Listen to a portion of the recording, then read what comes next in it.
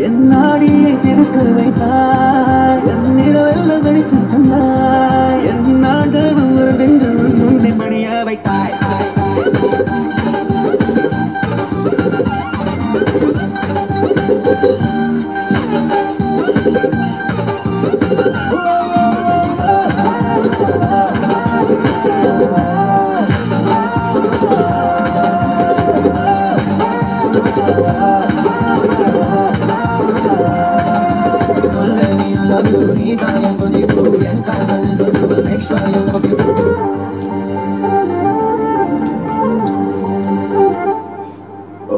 மருந்து